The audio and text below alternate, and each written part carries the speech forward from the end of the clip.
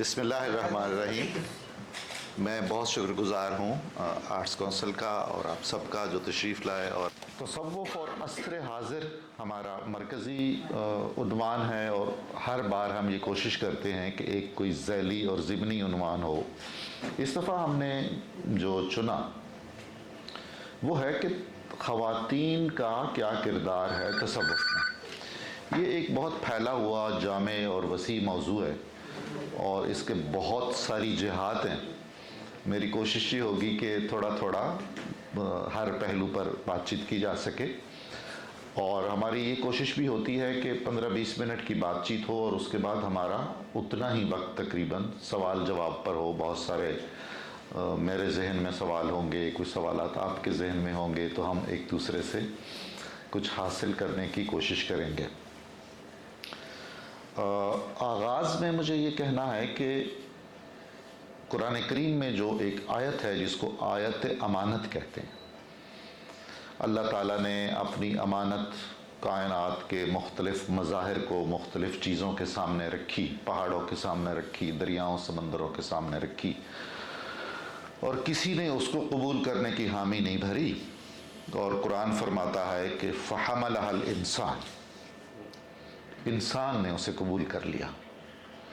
اور پھر خدا نہیں آگے کمال بات کی، انہو کان ظلوما جہولا، جلد باز ہے، ناسمجھ ہے، مگر اس نے قبول کیا۔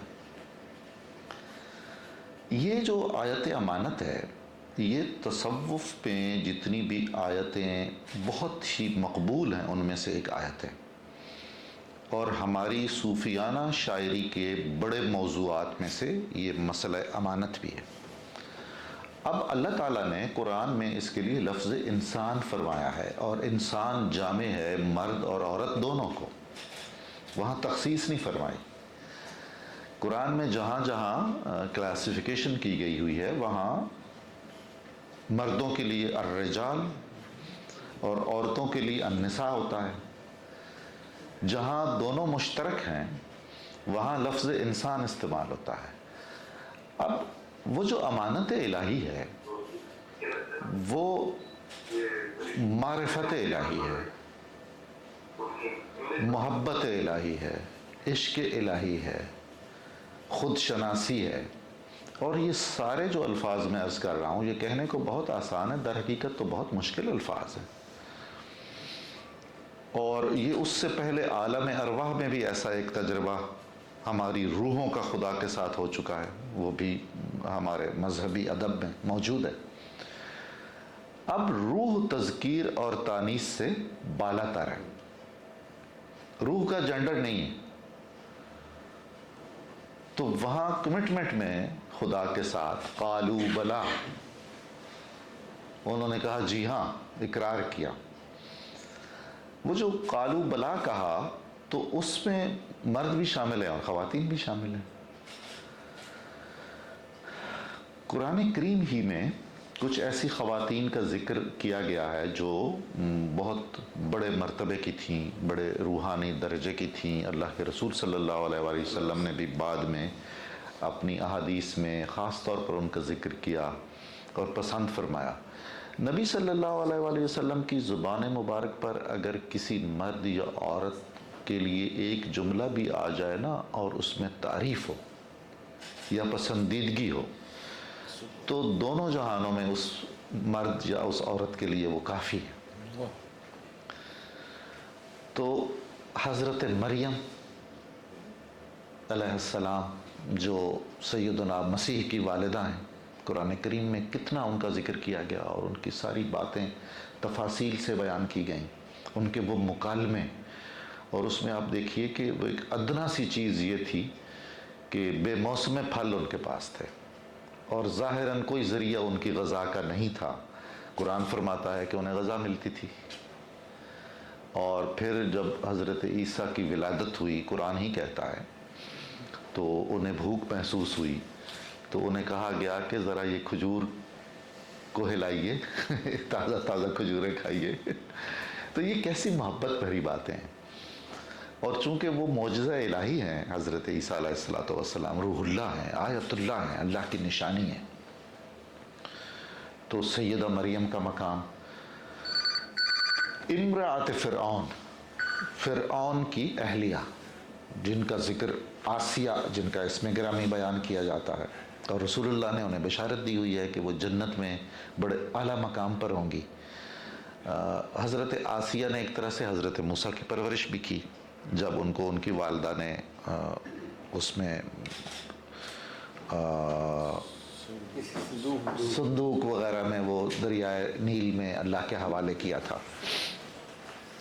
تو حضرت آسیہ کا ذکر بھی ہمیں احادیث میں بہت ہی محبت سے ملتا ہے، اور ایک ایسا تأثر پیدا ہوتا ہے ان کے بارے میں کہ قابل تحسین اور قابل تعریف۔ اللہ کی سنت بہت مختلف ہے، یعنی اللہ کا معمول یا اللہ کا خلق بھی دوسرے لفظوں میں جس طرح حکم دیا گیا کہ اللہ کے اخلاق حاصل کرنے کی کوشش کرو، اللہ کے اخلاق کی پیروی کرنے کی کوشش کرو۔ اب فرعون دیکھیے جو آسیہ کا شوہر ہے، اس سے بڑا دشمن خدا کون ہو سکتا ہے، جس نے محض یہ نہیں کہا میں خدا ہوں، بلکہ قرآن کہتا ہے کہ اس نے کہا ہے انا ربکم الاعلی، میں تمہارا سب سے بڑا پروردگار۔ تو سب سے بڑا دشمن ہوا ایک طرح سے مشرک ہونے کے ناطے۔ جلیل القدر پیغمبروں کو اللہ تعالیٰ اس کے دربار میں بھیج رہے ہیں، حضرت موسیٰ کو اور حضرت ہارون کو، اور تاکید فرما رہے ہیں۔ تو ان کو ان اولو العزم پیغمبروں کو یہ حکم دیا گیا اپنے بدترین دشمن کے لیے اور سب سے بڑے دشمن کے لیے کہ اس کے ساتھ نرمی سے بات کیجئے گا۔ قولوا قولا لینا۔ اب یہ نرم گفتاری جتنی بڑی عبادت ہے، اس کا بالعموم ہم تصور نہیں کرتے ہیں۔ ہم سخت لہجوں کے عادی ہیں اور سمجھتے ہیں کہ کچھ زور بیان سے ہم نے اپنا موقف بھی منوانا ہے، یا اگر ہم چپ کر جائیں گے تو یہ تو پنجابی کا محاورہ ہے نا، کانڈ لگ جائے گی، یعنی شکست ہو جائے گی۔ تو کانڈ لگ جائے، رسول اللہ صلی اللہ علیہ وآلہ وسلم کے اسوے پر چلتے ہوئے اگر ہماری شکست ہوتی ہے ظاہری طور پر، تو ہزار بار ہو کہ شکستہ ہو تو عزیز تر ہے نگاہ آئینہ ساز میں۔ معلوم نہیں ہمیں اپنی انا اور اپنی خودداریاں، اپنی بہت ساری چیزیں ان کی حفاظت کیوں مطلوب ہوتی ہے اور انہیں سنبھال کے رکھنا کیوں عزیز ہوتا ہے۔ وہ تو جتنا چکنا چور ہوگا، اللہ فرماتا ہے کہ میں ان دلوں میں رہتا ہوں جو بہت ٹوٹے پھوٹے ہیں۔ یار جس دل کو ٹوٹ پھوٹ کا تجربہ نہیں ہے، اس میں کیسے نور معرفت آئے گا؟ اپنی شناخت نہیں آئے گی۔ تو خیر، اس کے بعد رسول اللہ صلی اللہ علیہ وآلہ وسلم کی ازواج مطہرات، ان میں بعض امہات میں دیکھیے کچھ عمومی فضائل ہوتے ہیں، ہر ایک میں مشترک ہوتے ہیں، اور کچھ خصوصی فضائل ہوتے ہیں۔ بعض امہات میں روحانی کیفیات غالب نظر آتی ہیں ہمیں۔ اس سے پہلے بھی جتنے انبیاء ہیں، انبیاء علیہ السلام کی بیویاں باستثناء حضرت لوط اور ان کی بہنیں اور ان کی بیٹیاں، وہ عالم انسانیت کی وہ محترم خواتین ہیں جنہوں نے پیغام الہی کو براہ راست ایک واسطے سے، نبی کے واسطے سے سنا، قبول کیا، اس پر عمل کیا، اور جس حد تک ان کی کیپیسٹی تھی اس حد تک اس کو ایبزارب کیا۔ رسول اللہ صلی اللہ علیہ وآلہ وسلم کی صحابیات میں بعض ایسی صحابیات ہیں کہ ان میں وہ ساری کی ساری کیفیات جھلکتی ہیں، اور آپ کے صحابہ کرام میں بھی جو اولیاء کی صفات ہیں۔ سارے ولیوں کا مرتبہ اگر یکجا کیا جائے اور ایک پلڑے میں رکھا جائے، اور ان تمام اولیاء کی زندگی بھر کی طاعتیں، عبادتیں، ریاضتیں اکٹھی کر کے اس پلڑے میں رکھی جائیں، اور دوسرے پلڑے میں رکھی جائے ایمان اور محبت کی حالت میں رسول اللہ کے چہرہ انور کو ایک نظر دیکھنا، تو وہ پلڑا بھاری ہوگا، دنیا میں بھی اور آخرت میں بھی۔ شرف صحابیت کو تو کوئی نہیں پہنچتا نا. سارے شرف وہاں دم بخود ہو جاتے ہیں جہاں دیدار مصطفیٰ کا معاملہ ہے. رسول اللہ کا چہرہ انور جو اللہ تعالیٰ کی برہان قاطع ہے، دلیل ساطع ہے، اور والشمس اور والقمر اس پر قربان ہے، اس کو حالت ایمان میں دیکھنا، حالت محبت میں دیکھنا، اس شرف کا اندازہ ہم نہیں کر سکتے. بالکل اس میں کوئی دوسری رائے نہیں ہے کہ سارے انبیاء علیہ السلام نے اللہ سے درخواست کی دیدار مصطفیٰ عطا. جب سارے دیداروں کی داستان یکجا کی گئی تو اس کو لیلۃ الاسراء کہتے ہیں، شب معراج کہتے ہیں، جہاں بیت المقدس میں تمام نبیوں کو یہ موقع فراہم کیا گیا کہ دیکھیے یہ وہ محبوب ہے جس کے لیے کائنات تخلیق کی گئی، اور یہ وہ ہستی ہے جس کے آنے کی آپ بشارتیں دیتے آئے ہیں عہد بعہد، اور اب اس کو میں اپنے پاس بلا رہا ہوں. آپ کے سفر کا ایک حصہ زمینی ہے اور دوسرا حصہ آسمانی ہے. تو جو سفر زمینی ہے رسول اللہ صلی اللہ علیہ وسلم، کیوں آپ براہ راست مکہ مکرمہ سے تشریف نہیں لے گئے عالم بالا پر؟ وہ جو التجائیں تھیں، وہ جو تمنائیں تھیں، وہ جو خواہشیں تھیں انبیاء علیہ السلام کی، وہ اللہ نے پوری فرمانی تھیں. اور چونکہ بیت المقدس کی اپنی ایک فضیلت ہے اور ان تمام انبیاء کی ایک نسبت خاص ہے اس بیت المقدس سے جو ہمارا قبلہ اول ہے، تو اس لیے وہ اہتمام کیا گیا. آپ صلی اللہ علیہ وآلہ وسلم کی صحابیات میں سے 30 سے زائد صحابیات ایسی ہیں جن کے احوال اور ان کی کیفیات ایک ایسے عالم دین نے لکھی ہیں اپنی ایک کتاب میں. ان کا نام ہے ابن جوزی. ہمارے کچھ علماء ہیں جو بظاہر بہت بڑے کرٹک لگتے ہیں اور انہوں نے بڑی تنقید کی نظر سے دیکھا ہے صوفیاء کو. میرا خیال ہے کہ صوفیاء کو یا تصوف کی روح پر انہوں نے کوسچن نہیں کیا. ان میں جو غلط طریقے رائج ہو گئے، جو خرافات داخل ہو گئیں اور جو خرابیاں داخل ہو گئیں، ان پر تنقید کی گئی.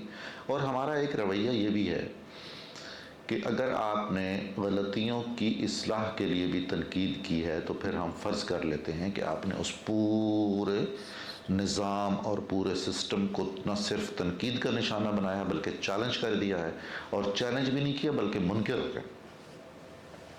تصوف کے حلقوں کے سب سے بڑے ناقد ہیں امام ابن تیمیہ، اور جو ہم پیر پرست قسم کے اور مزار پرست قسم کے لوگ ہیں، ان میں سے جو اہل علم ہیں وہ ابن تیمیہ کا نام نہیں لیں گے اور امام تو بالکل بھی نہیں کہیں گے. کہنا چاہیے. اگر کوئی شخص بربنائے محبت اختلاف کر رہا ہے تو وہ آپ کی بہتری چاہتا ہے، آپ کی اصلاح چاہتا ہے. اور بہت کم لوگوں کو معلوم ہے کہ امام ابن تیمیہ باقاعدہ طور پر سلسلہ عالیہ قادریہ میں مرید ہیں اور صاحب خلافت ہیں، صاحب سلسلہ ہیں.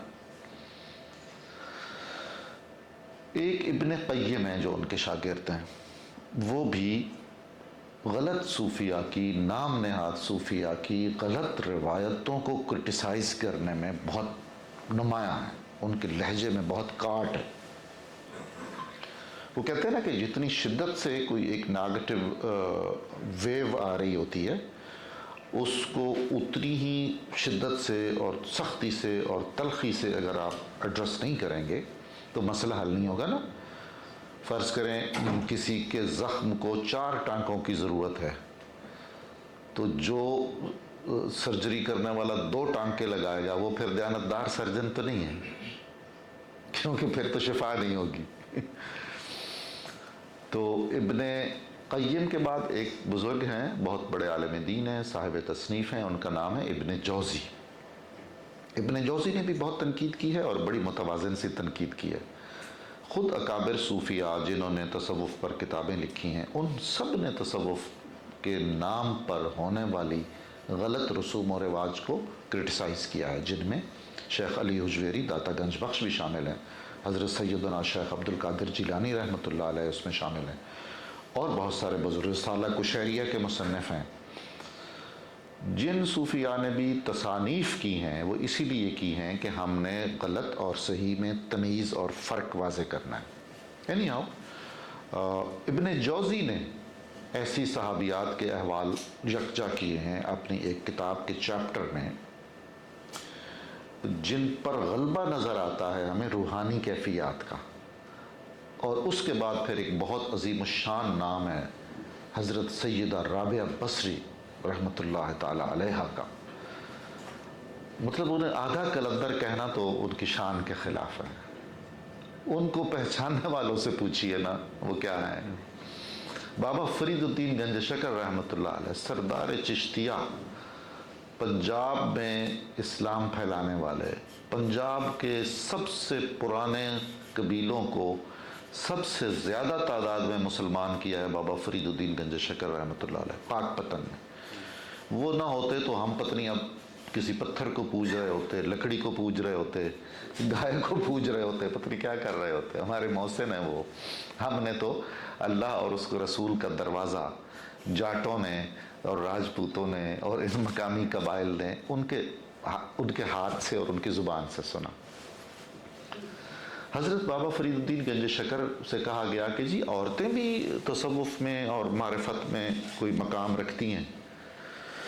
آپ نے فرمایا جنگل میں جب شیر نکلتا ہے نا تو کیا تم پوچھتے ہو اس سے کہ اے شیر تم نر ہو یا مادہ ہو؟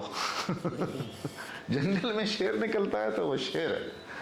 ایک عورت اگر اللہ کے رستے میں آتی ہے اور محبت رسول کے رستے میں آتی ہے اور معرفت الہی میں مقامات طے کرتی ہے تو وہ مرد ہے، یہی آپ نے فرمایا۔ ایک اور خاتون تھی جن پر میں تھوڑی دیر میں بات کروں گا، ان کا نام تھا بی بی فاطمہ سام، یہ دہلی میں دفن ہے۔ ان کو بر صغیر کی رابعہ بصری کہنا چاہیے، اتنی بڑی شخصیت ہے۔ ان کے بارے میں بابا فرید کا قول ہے۔ اب دیکھیے کتنی وسعت ہے صوفیاء کرام میں اور اہل دل اور اہل نظر میں، کیونکہ جو خالص فقیہ تھے، جو خشک علماء دین تھے، انہوں نے تو مارجنلائز کر دیا ہوا تھا خواتین کو۔ آپ کو خواتین کا جیتا جاگتا کردار ہمارے کلاسیک میں یا تو نظر آئے گا ان مقامات میں جہاں نظر نہیں آنا چاہیے، موسیقی کی محفلیں ہیں یا ریڈ لائٹ ایریا ہے یا اس طرح کا جو لٹریچر ہے، اور دوسری طرف صرف اور صرف مسلمان صوفیاء کے ہاں صوفیاء کا کوئی تذکرہ نہیں ہے، کسی صوفی کے ملفوظات کی کوئی کتاب ایسی نہیں ہے، صوفیاء کے لیٹرز مکتوبات کوئی ایسی کتاب نہیں ہے جس میں خواتین کی نمایاں موجودگی اور بہت باعزت اور با احترام اور شایان شان موجودگی نہ ہو۔ سو مچ سو کہ حضرت شیخ احمد سرہندی، جن کا لقب ہے مجدد الفسانی امام ربانی رحمۃ اللہ تعالی علیہ، ان کے مکتوبات لیٹرز پوری دنیا میں مرشد کی حیثیت رکھتے ہیں اور لوگ ان سے بہت لرن کرتے ہیں۔ ان کے مکتوبات میں بہت ساری خواتین کے نام خط ہیں، اور وہ بالکل ایسے خط ہیں جیسے وہ ایک مرد کو لکھ رہے ہیں، ہدایات دے رہے ہیں کہ اب تم روحانیت کے اس درجے پر ہو، جو کچھ تم نے بتایا ہے آگے تم نے یہ کرنا ہے، آگے یہ کرنا ہے، آگے یہ کرنا ہے اور مجھے بتانا ہے۔ یہ ایک کامل صوفی مرشد کا تصور ہے کہ انہوں نے کوئی الگ ڈبے نہیں بسائے، جو شریعت کے آداب ہیں اور جو تقاضے ہیں محرم اور نامحرم والے، وہ تمام صوفیاء نے ملحوظ رکھے ہیں، ان کو نظر انداز نہیں کیا۔ لیکن من حیث المجموع کہ جی دیکھیے نا، ایک عورت اگر نماز پڑھتی ہے اور ایک مرد پڑھتا ہے تو کیا عورت کا اجر آدھا ہوگا؟ نہیں، اس کا پورا اجر ہے، بلکہ عین ممکن ہے کہ مرد سے زیادہ اجر اسے مل جائے۔ اللہ کے دربار میں کیا کمی ہے؟ وہاں تو خلوص دیکھا جائے گا، وہاں تو کمٹمنٹ دیکھی جائے گی نا، وہاں تو رسمیات۔ یہ جو میں نے بات کی ہے نا، یہ ایک بہت بڑے اہم صوفی نے بات کی ہوئی ہے۔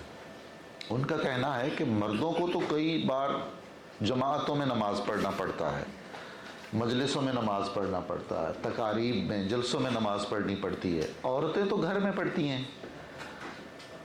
تو وہاں مردوں کی نمازوں میں بسا اوقات نمود و نمائش یا ریاکاری کا امکان ہو سکتا ہے۔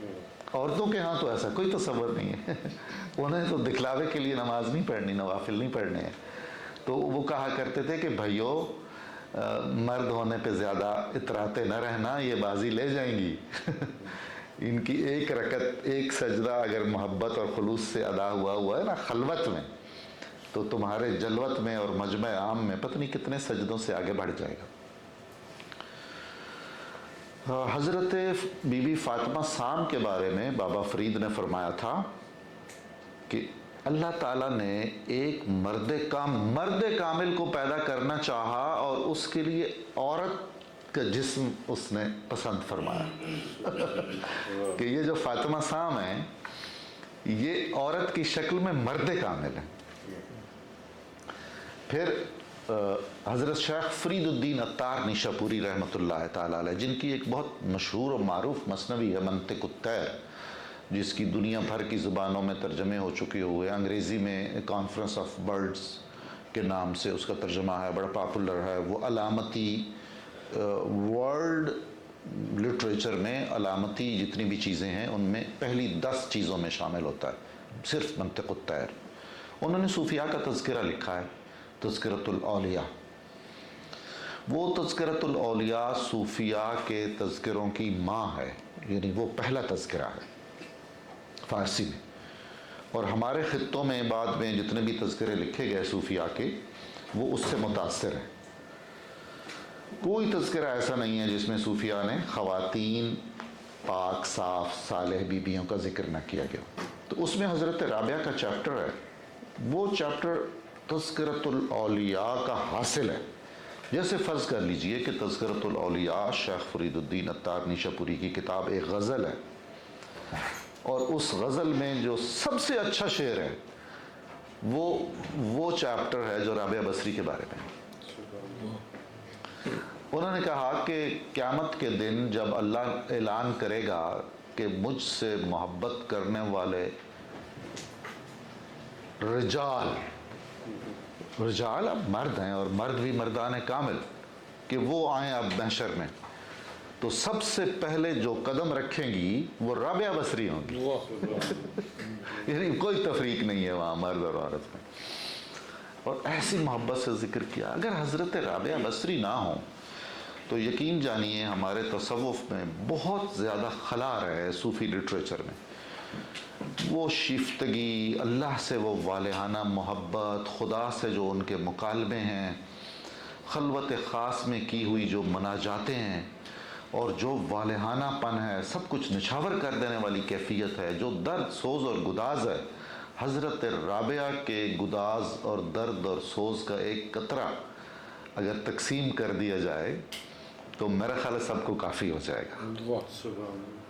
شیخ فرید الدین عطار نے ایک شعر کہا ہوا ہے، عجیب شعر، کیا لوگ ہیں یار، اور ہم بالکل کیا سے کیا بن گئے ہیں، یعنی کٹ گئے نا ہم اپنی اصل سے اور اپنی ان چیزوں سے۔ انہوں نے کہا کفر کافر راو دین دیندار کا، یا الہ العالمین آپ کفر عطا فرمائیے کافروں کو، دین عطا فرمائیے دینداروں کو۔ ذرہ درد دلی عطار را، عطار کو درد دل کا صرف ایک ذرہ دے دیجئے، اس کو دونوں جہانوں میں وہ کافی ہے۔ تو رابعہ کا بصری رحمت اللہ تعالی علیہ کا جو درد و سوز و گداز ہے اس پر بہت زیادہ لکھا گیا ہے، فرینچ میں، جرمن میں، انگریزی میں، اردو میں، اس کا احاطہ نہیں کیا جا سکا۔ جو کیفیت ہمیں نظر آتی ہے حسین ابن منصور حلاج کے لٹریچر میں، ان کی پوئٹری میں، ان کی کتاب التواسین میں، خدا تعالیٰ سے ایک والہانہ ذاتی تعلق۔ بھئی جو شاہرگ کے قریب ہے، جو سنتا ہے، وہ جو جواب دیتا ہے جب آپ اس کو پکارتے ہیں، جو ہر اس جگہ پر ہے جہاں آپ ہیں، تو اس کے ساتھ ایک پرسنل ریلیشن شپ ڈیولپ کیے بنا عبادات میں، ریاضات میں، اور ایون خدمت خلق میں، یعنی حقوق اللہ میں اور حقوق العباد میں وہ رس اور وہ جان اور وہ رنگ پیدا نہیں ہو سکتا جو مطلوب ہے۔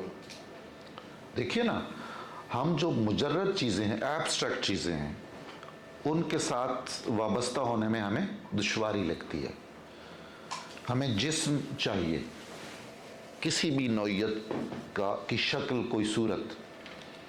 اس سے ہم بآسانی مائل ہو جاتے ہیں، راغب ہو جاتے ہیں، مانوس ہو جاتے ہیں۔ اسی لیے اللہ نے قرآن بھیجا، دو نور بھیجے، ایک نور قرآن اور ایک نور محمد مصطفیٰ صلی اللہ علیہ وسلم، جو نور مجسم ہے، جو تشکیل معرفت ہیں، جو جان انوار ہیں، اور جو شارح اعظم قرآن ہیں، جو قرآن رواں ہیں، جو قرآن مجسم ہے۔ تو رسول اللہ صلی اللہ علیہ وآلہ وسلم کے بغیر، آپ کے جسم اطہر کے بغیر، آپ کی روح اطہر کے بغیر قرآن اگر نازل ہو جاتا تو شاید آج بھی نہ سمجھا جا رہا ہوتا۔ ایک وجود ضروری تھا۔ تو مجرد خدا سے محبت کرنا بڑا دشوار کام ہے۔ اس میں صوفی یہ کرتے ہیں کہ جو صفات الہیہ ہیں، اس کے جو مظاہر ہیں، ان سے محبت کے ذریعے وہ پھر ایک واسطہ بنتا ہے۔ جیسے اللہ نے ہمارے لیے اپنی بارگاہ میں سجدہ کرنے کا ایک واسطہ طے کر دیا، بیت اللہ۔ اگر کوئی یہ سمجھتا ہے کہ ہم بیت اللہ کو سجدہ کرتے ہیں تو وہ مشرک ہے۔ ہم خدا کو سجدہ کرتے ہیں، سمت ہے بیت اللہ۔ اگر کوئی یہ سمجھتا ہے کہ اس دوا میں یہ تاثیر ہے اور یہ تاثیر قطعی اور حتمی ہے، تو اس کو معلوم ہونا چاہیے کہ وہ مشرک ہے۔ ایمان یہ ہے کہ اس دوا میں یہ تاثیر بیان کی جاتی ہے، اللہ چاہے گا تو میرے لیے اس میں یہ تاثیر کارگر ہو جائے گی، اللہ نہیں چاہے گا تو یہ دوا میرے لیے بالکل ایسے ہے جیسے ایک راکھ کی چٹکی ہے، اس میں میرے لیے کوئی نفع نہیں ہے۔ تو یہ وہ توحید ہے جو صوفیاء نے ہمیں بالوضاحت بیان کی ہے۔ اور افسوس یہ ہے کہ ان صوفیاء کو ہم میں سے کوئی اٹھ کے کبھی مشرک کہتا ہے، کوئی کبھی کافر کہتا ہے، کوئی اٹھ کے یہ کہتا ہے کہ یہ ایک متوازی دین ہے اور اس کا اصل دین سے کوئی تعلق نہیں۔ حضرت رابعہ کے بعد ہماری تاریخ میں اتنی خواتین بہت ساری ایسی ملتی ہیں جنہوں نے مدرسے قائم کیے، علم حدیث کی اشاعت کی، اور بڑے بڑے اکابر نے ان سے حدیث پڑھی، بہت بڑے صوفیاء نے ان سے حدیثیں پڑھی ہیں۔ یعنی اسلامی سوسائٹی میں خواتین کی جو حیثیت اور جو قدر و قیمت تھی وہ کسی اور اس میں نہیں تھی، مذہب میں یا کسی بھی معاشرے میں اور سماج میں۔ اور اتنی صاحب جائیداد خواتین ہوتی تھیں کہ ہمارے پاس ایک پوری طویل فہرست ہے، ایک پوری کتاب جتنی، کہ جنہوں نے خانقاہیں قائم کیں اور ان کے ساتھ بہت ساری پراپرٹی وقف کی تاکہ خانقاہ خود کفیل ہو، مانگنا نہ پڑے، مدرسے بنائے۔ دنیا کی پہلی معلومہ یونیورسٹی ایک مسلمان خاتون نے بنائی ہے، جس کو باپ دادا کی طرف سے بہت زیادہ وراثت ملی تھی۔ اور کہنے والے کہتے ہیں کہ جی یورپ میں یہ ہو رہا تھا، وہ کیمبرج آکسفورڈ سب سے پہلے کی ہے، اب تک موجود ہے، اس کے ڈاکومنٹ سارے موجود ہیں، کیا کیا وقف کیا گیا اس کے لیے، کیا کیا نظام پیدا کیا گیا۔ اب یونیورسٹیوں میں سنڈیکیٹ ہوتا ہے، سینٹ ہوتا ہے، فلاں درجہ بندی ہوتی ہے۔ وہ ساری کتابیں چونکہ ہم نہیں پڑھتے ہیں، اس میں ہمیں سہولت ہوتی ہے، نہ پڑھا جائے تو پھر بات آسانی سے ہو سکتی ہے۔ جتنا زیادہ ہماری وسعت علم ہوگی، وسعت آگاہی ہوگی، اتنا ہم کم بولیں گے، یہ سوچ سمجھ کر بولیں گے۔ آپ کو معاشرے میں جو چیخ چگاڑ نظر آ رہی ہے، ہر کوئی بولے جا رہا ہے، ہر وقت بولے جا رہا ہے، ہر جگہ بولے جا رہا ہے، اس کا مطلب ہے آپ کو یہ اطمینان ہونا چاہیے کہ ان کا علم سے کم تعلق ہے۔ علم اور معرفت کا تو کہتے ہیں کہ بھئی معرفت آپ کو چپ کروا دے گی، حیرت زدہ کر دے گی، تحیر۔ صوفیاء دعا کرتے تھے، یا اللہ اپنی ذات اور صفات میں میرے تحیر میں اضافہ فرما۔ کیسی عجیب و غریب دعا ہے۔ تو ایک بزرگ تھے، بہت بڑے مصنف، حضرت داتا صاحب نے بھی ان سے بہت استفادہ کیا ہے، ان کی تصانیف سے۔ صوفیانہ تفسیر کے بھی وہ اسلام میں بانی ہیں۔ حضرت ابو عبد الرحمن سلمی ان کا نام ہے۔ انہوں نے ایک تذکرہ لکھا ان خواتین کا جو زہد و عبادت و ریاضت میں، سخاوت میں، للہیت میں، اخلاص فی العبادات میں اور خدمت خلق میں نمایاں ہوئیں۔ پہلی 4 صدیاں جو اسلام کی ہیں ان کی خواتین کا وہ تذکرہ ہے، اور اس کا اردو، انگریزی اور دنیا کی ساری زبانوں میں ترجمہ ہو چکا ہے۔ ایون آپ کو معلوم ہے نا کہ کرسچینٹی میں ایک نن کا تصور ہے، جیسے ایک راہب کا تصور ہے۔ ہندو مت میں باقاعدہ ایک تصور ہے پروہت کا، ایک پورا تصور ہے کیا وہ کہتے ہیں، داسیوں کا، دیو داسیاں۔ اس سے پہلے نہ کرسچینٹی میں خواتین کا کوئی ایسا کتاب ملتی ہے، نہ ہندو مت کے ہاں، نہ یہود کے ہاں، نہ کسی اور کے ہاں، نہ زرتشتیوں کے ہاں۔ تو اٹ مینس کہ اسلام ہر اعتبار سے، سب اسپیکٹ سے ایک ترقی یافتہ مذہب رہا ہے ہر دور میں۔ صرف اب جب یہ ہم بد نصیبوں کے ہتھے چڑھا ہے تو اب یہ ہر پہلو میں، چونکہ ہم ناقص ہے تو ہماری وجہ سے اسلام نشانہ بنتا ہے کہ یہ بیکورڈ ہے، یا اس میں یہ چیز نہیں ہے، یا اس میں یہ چیز نہیں ہے۔ شیخ ابو عبد الرحمن سلمی کی کتابوں سے داتا صاحب نے کشف المحجوب میں فائدہ اٹھایا ہے اور ذکر بھی کیا ہے ان کا۔ اس کے بعد ہمیں ہر عہد میں ایسی خواتین ملتی ہیں جن کو بڑے بڑے صوفیاء نے، یعنی نام سنتے تھے تو کھڑے ہو جاتے تھے۔ میں بالکل مبالغہ نہیں کر رہا ہوں۔ ایک خاتون کا نام سنیے، ان کا نام ہے فاطمہ۔ وہ نیشا پور کی تھیں جو ایران میں ہے، جہاں کے شیخ فرید الدین عطار تھے۔ بہت بڑے گھر کی تھیں، صاحب جائیداد تھیں۔ ان کی شادی ہوئی، شادی کی بات چیت چلی۔ شیخ احمد ایک بہت بڑے رئیس تھے، رئیس سمجھ لیجئے کہ وہ نواب تھے، ایک بہت بڑی جاگیر کے مالک تھے، اکابر مشائخ میں سے ہیں۔ شیخ احمد خضرویہ انہیں کہتے ہیں، یہ داتا صاحب نے لکھا ہے کشف المحجوب۔ تو پسندیدگی بھی سنی سنائی تھی کہ کوئی شیخ سیدہ فاطمہ نے نیشا پوری نے یہ شرط رکھی ہوئی تھی کہ میں نے شادی اس سے کرنی ہے جو بہت خوبصورت ہو، جوان مرد ہو، صوفی آقا ماننے والا ہو، سخی ہو، دلیر ہو، بات پہ قائم رہنے والا ہو، اینڈ سو آن۔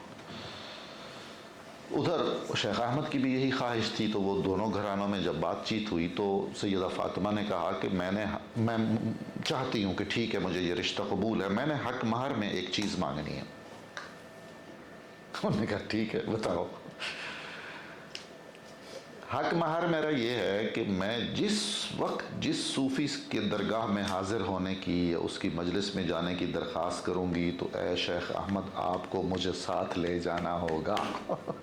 انہوں نے کہا آمین، لے جاؤں گا۔ انہوں نے کہا ایکسٹینڈڈ بھی ہے، وہ یہ کہ بایزید بسطامی کے ساتھ جب میری بات چیت ہوگی تو تمہارا جی چاہے گا تو بیٹھنا، نہ جی چاہے تو باہر چلے جانا، اور تم مجھے کہو گے نہیں کہ اٹھو۔ انہوں نے کہا قبول ہے۔ شادی ہو گئی اور زندگی پوری یوں نبھتے رہے۔ بایزید فرماتے تھے کہ اگر کسی نے مرد کامل دیکھنا ہو تو فاطمہ نیشا پوری کو دیکھے۔ بایزید یہ معمولی نام نہیں ہے۔ مولانا جلال الدین رومی پوری دنیا ان کی معترف ہے۔ انہیں انبیاء علیہ السلام میں سب سے زیادہ پسند تھے رسول خدا صلی اللہ علیہ وسلم، اور اولیاء اعظام میں جو ان کے آئیڈیل تھے وہ بایزید بسطامی۔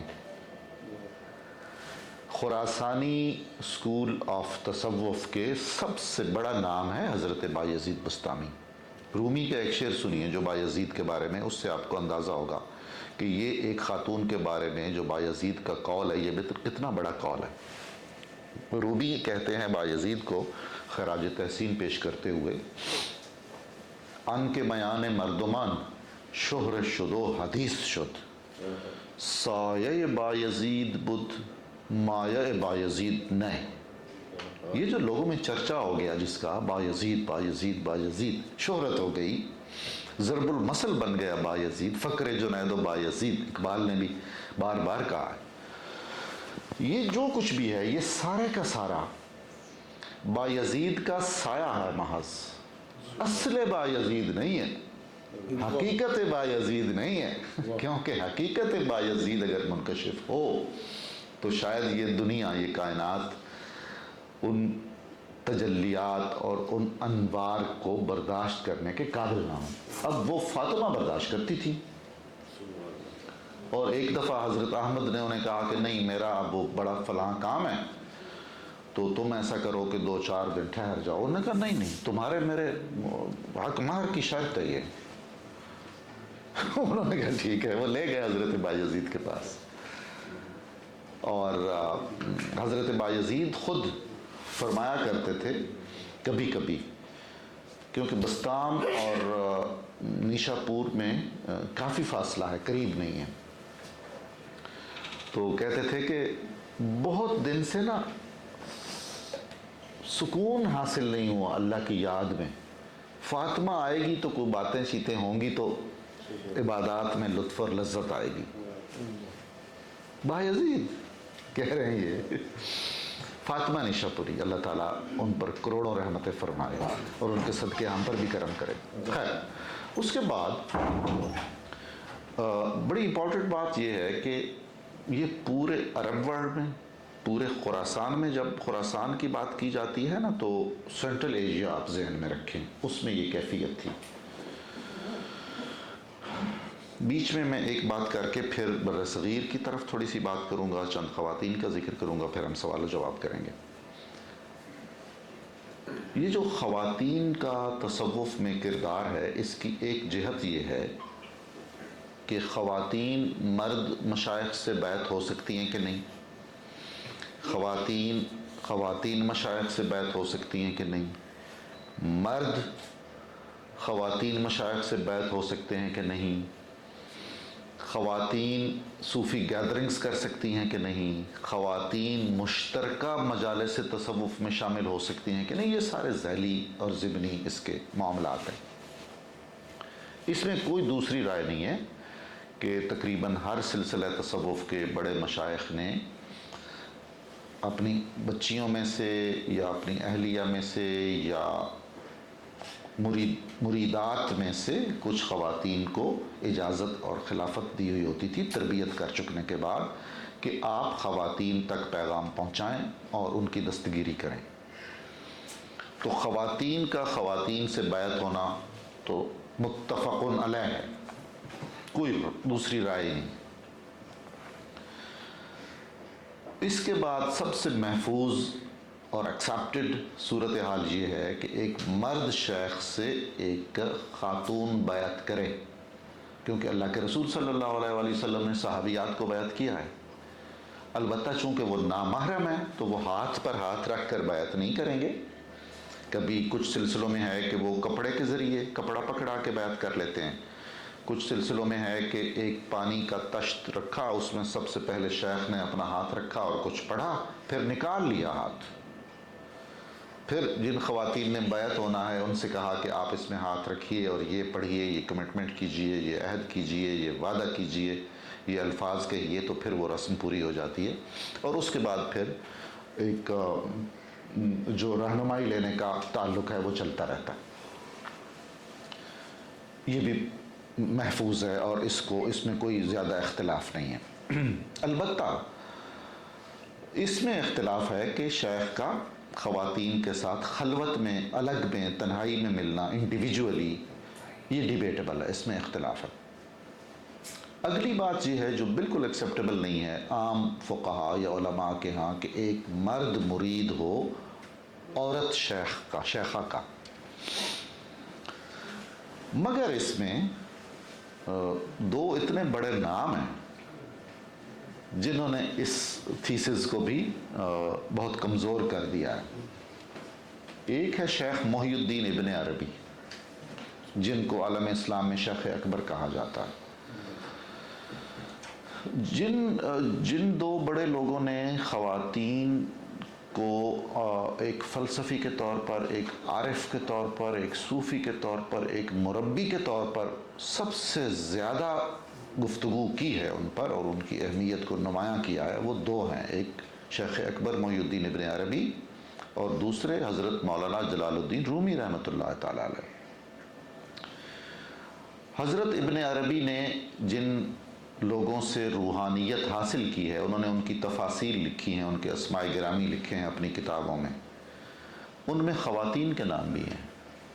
وہ پہلے بڑے شیخ ہیں جنہوں نے اپنے مرشدوں میں خواتین کے نام لکھے ہیں کہ ان خواتین سے بھی میں نے روحانیت حاصل کی ہے، پوری تفصیل دی ہے، یہ فلاں بنت فلاں تھیں اور میں نے ان سے یہ سیکھا، اتنا عرصہ ان کی خدمت میں حاضر ہوتا رہا۔ اور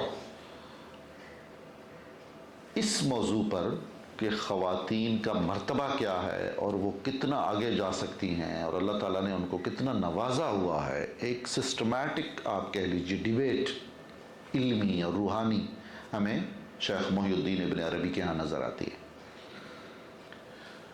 وہ ان کے سلسلے میں جن کو سلسلہ اکبریہ کہا گیا شیخ اکبر کی وجہ سے، وہ اب ضم ہو گیا قادریہ۔ خود شیخ محی الدین ابن عربی قادری سلسلے میں مرید ہیں، ان کو دو خلافتیں قادریہ کی ملی ہوئی ہیں، ایک میں 4 واسطے ہیں، شیخ عبد القادر جیلانی رحمۃ اللہ تعالی علیہ اور شیخ اکبر محی الدین میں۔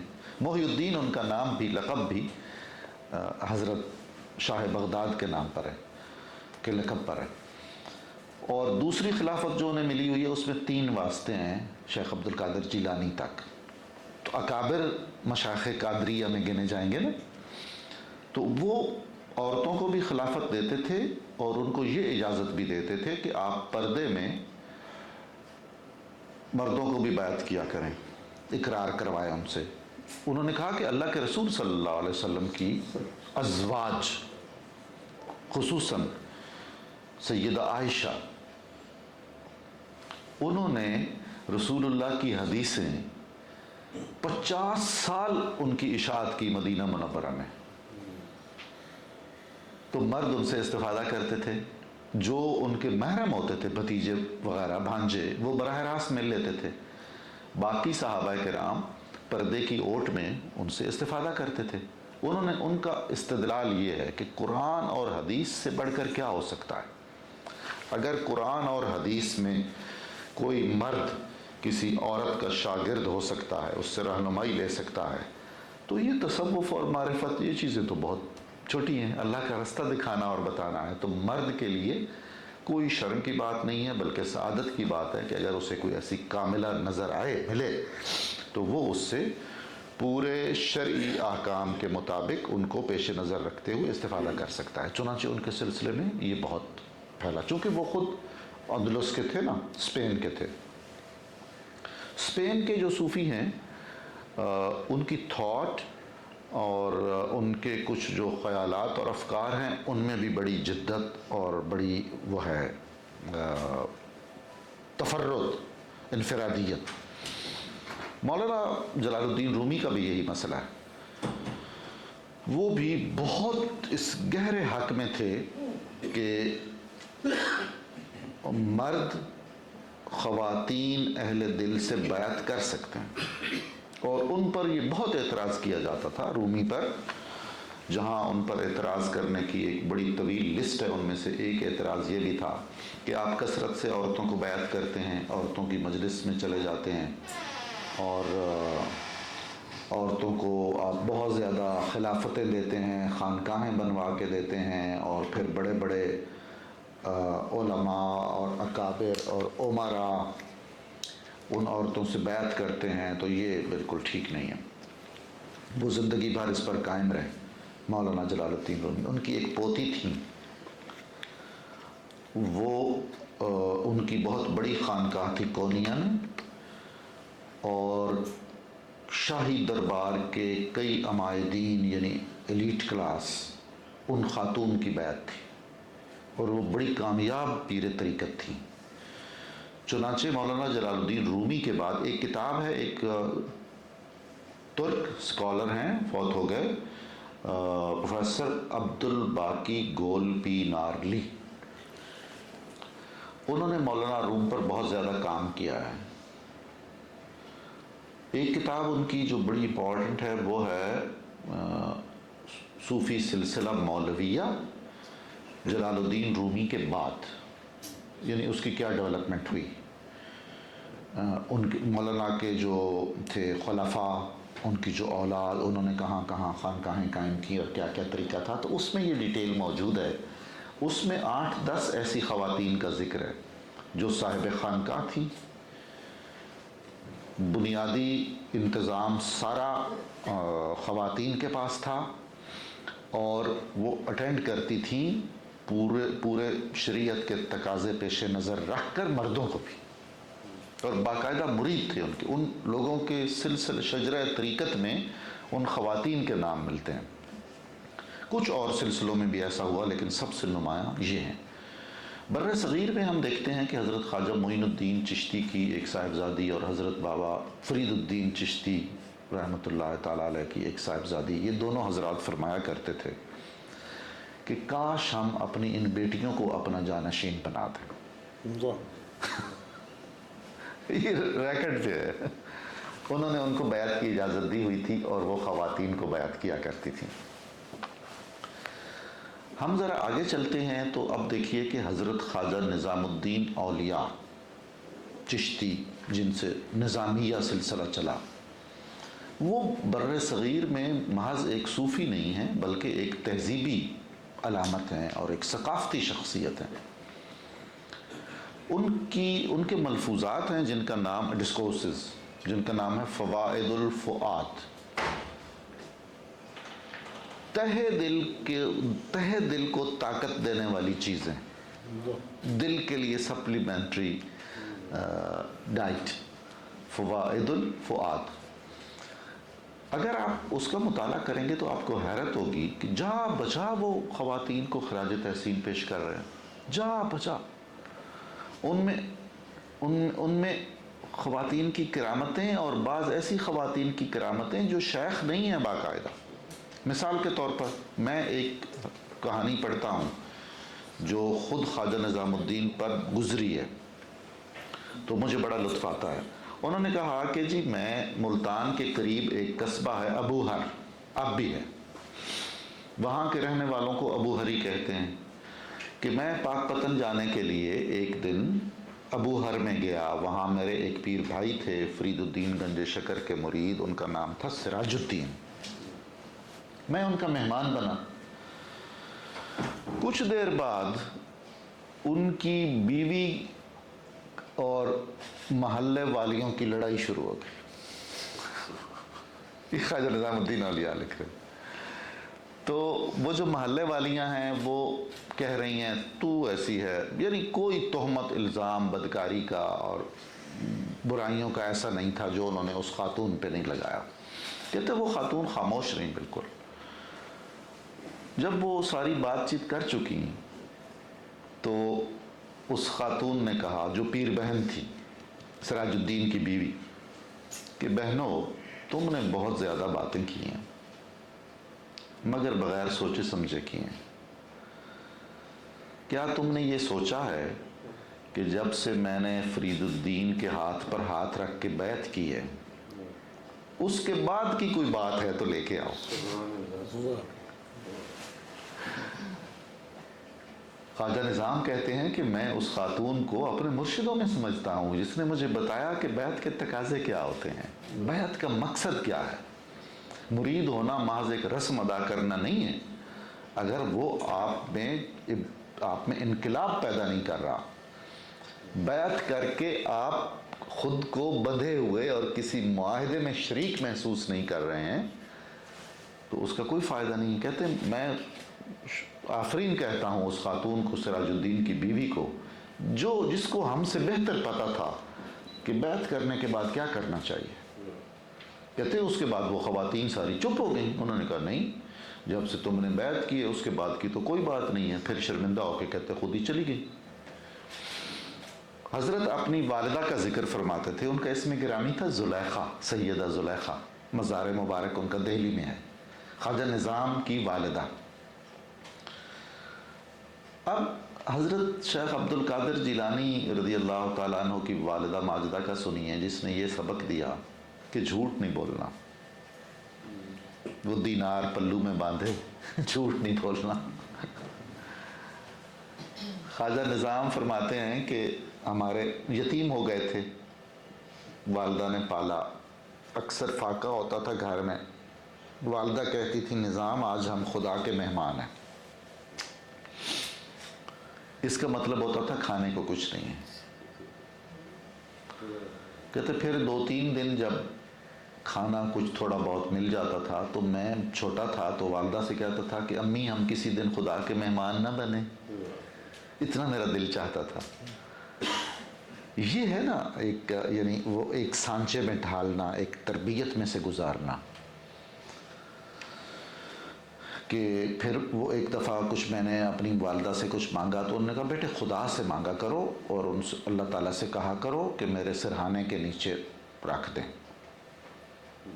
تو وہ کوئی 1-8 درہم یا دینار انہوں نے خود رکھ دیا سرہانے کے نیچے.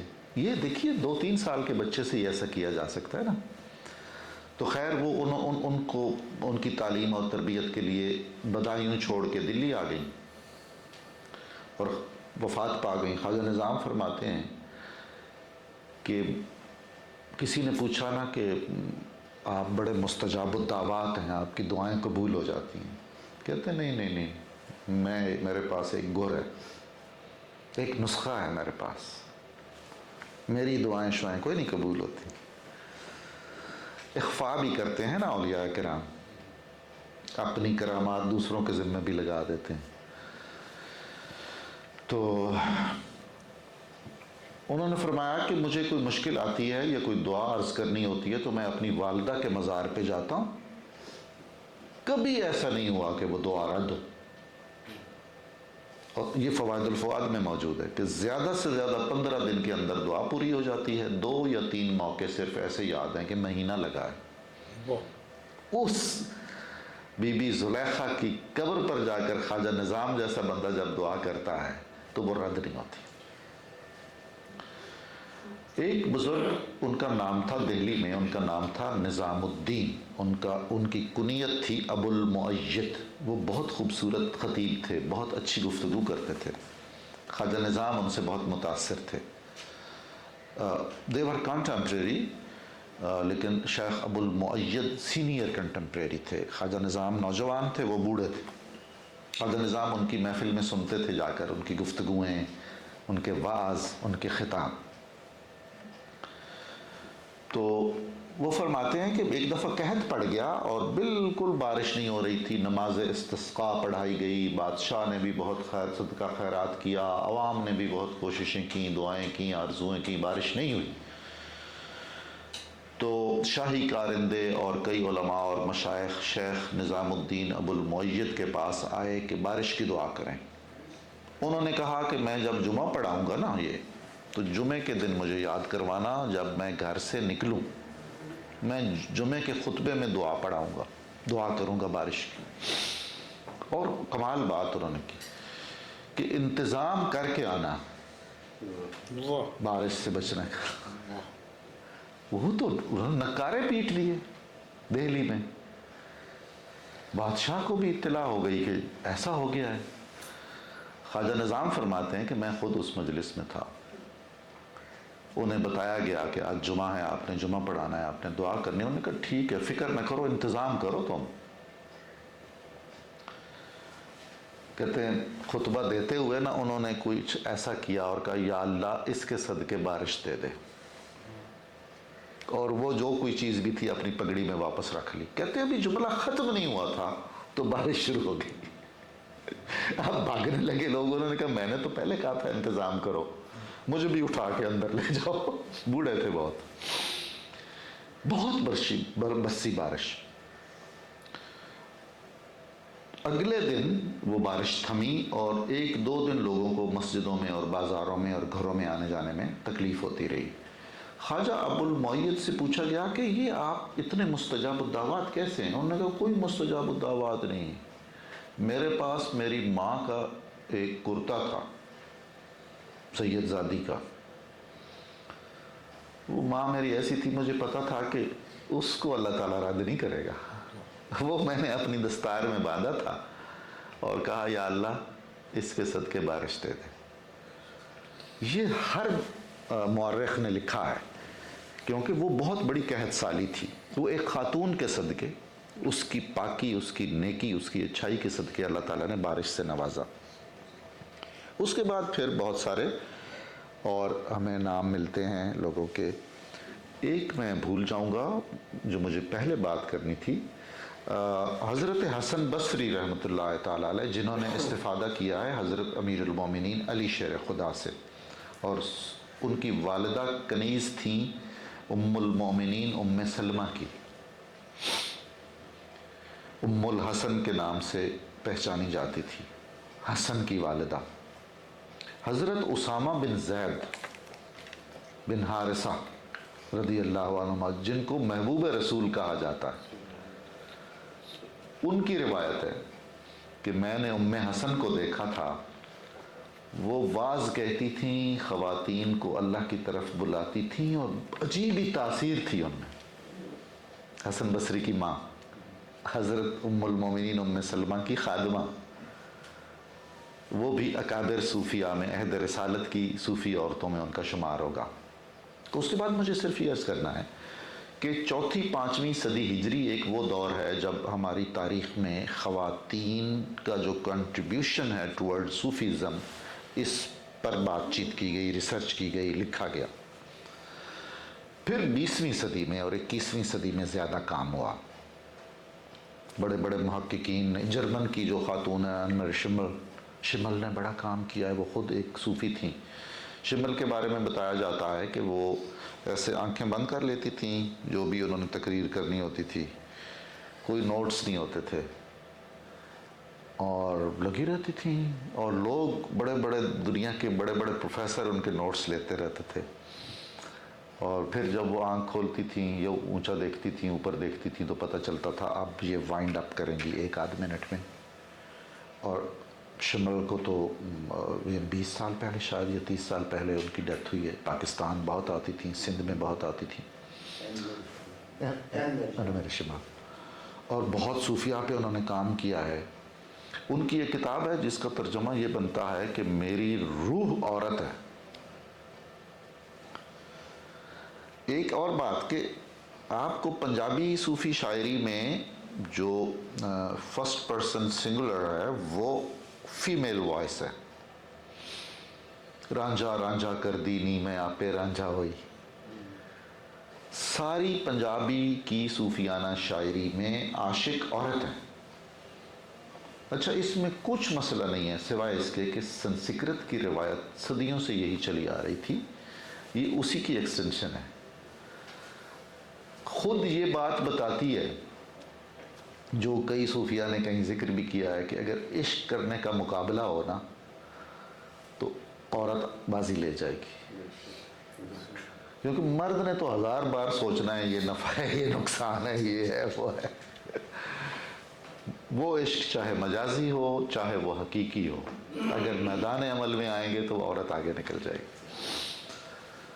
اس کے بعد آپ دنیا بھر میں اپنے مختلف علاقوں میں موجود پرانی اور نئی صوفی خواتین پر ریسرچ کا سلسلہ ہے. M A, M Phil, P H D وغیرہ کے ڈیزرٹیشنز ہوتے ہیں، کچھ کتابیں بھی چھپی ہیں. کچھ سلسلے خاص طور پر ایسے ہیں جن پر میں کومنٹ کر کے اپنی بات ختم کر رہا ہوں. ویسٹ میں تو خیر بہت ہیں صوفی خواتین.